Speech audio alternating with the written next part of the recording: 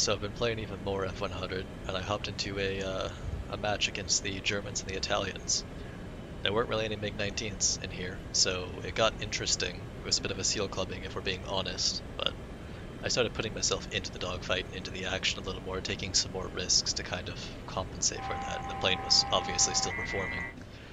Here, the moment I dip below this guy, I get the unmistakable profile of a 262, so that was a pretty easy launch, even without having him spotted. And if you look all around me in this clip and the next clip, you'll see there's a lot of planes. I'm kind of in a dogfight that started around the center of the map and has since been dragged from border to border. Here I'm dealing with one of the Seahawks, which are the biggest threat since they actually carry missiles, and they are the only thing on these two teams, besides some of the Italians, to do so.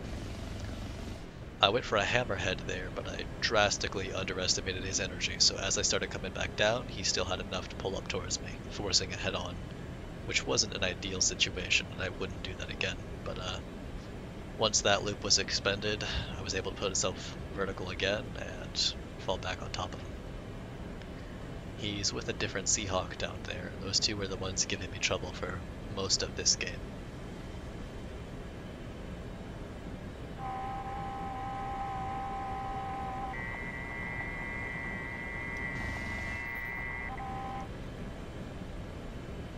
As we move on, I lost track of the other Seahawk and ended up engaging something else once again in this kind of center of the map dogfight that we had going on for quite a while here. Now in the F-100 I'm used to having a top speed advantage, but I'm not used to having the thrust to weight ratio advantage, which is what I have in pretty much all of these clips against all of these planes, with the exception maybe of the 262 with boosters. So you'll see me pulling a lot of vertical loops, which I wouldn't necessarily be pulling if I was going against other supersonic aircraft.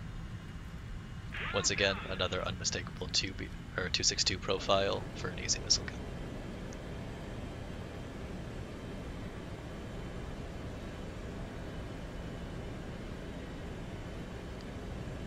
And in this example, they do manage to get onto my tail while I was dogfighting, and you can kind of see here that it really was never a competition. Even if they do get there, as long as I'm aware of them, I can easily control the engagement with my very superior aircraft. And this breaks out into a very long dogfight with this Seahawk on my tail.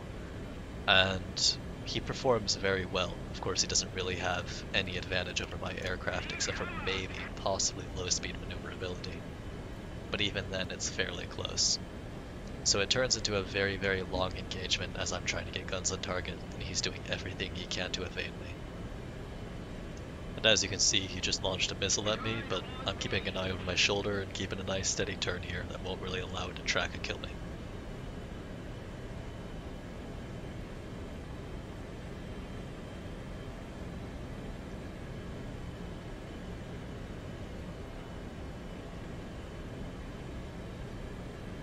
Here you can see the raw power of the supersonic aircraft, just easily taking it up to 8K for a hammerhead.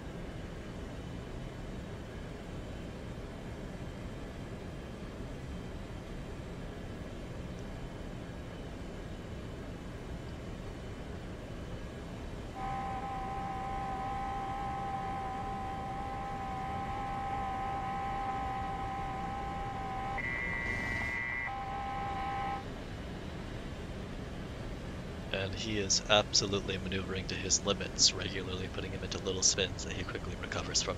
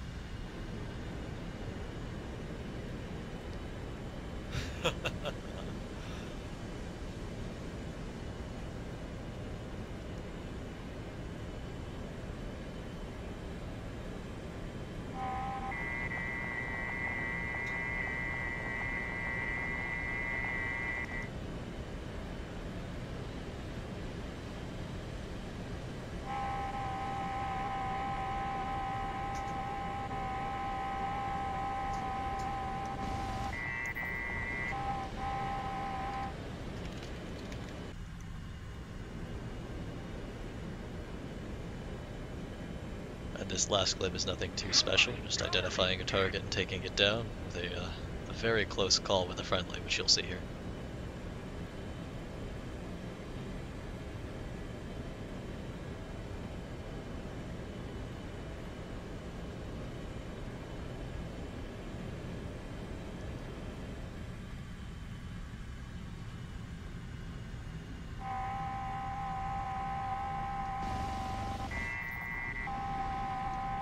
That meteor and I nearly became one.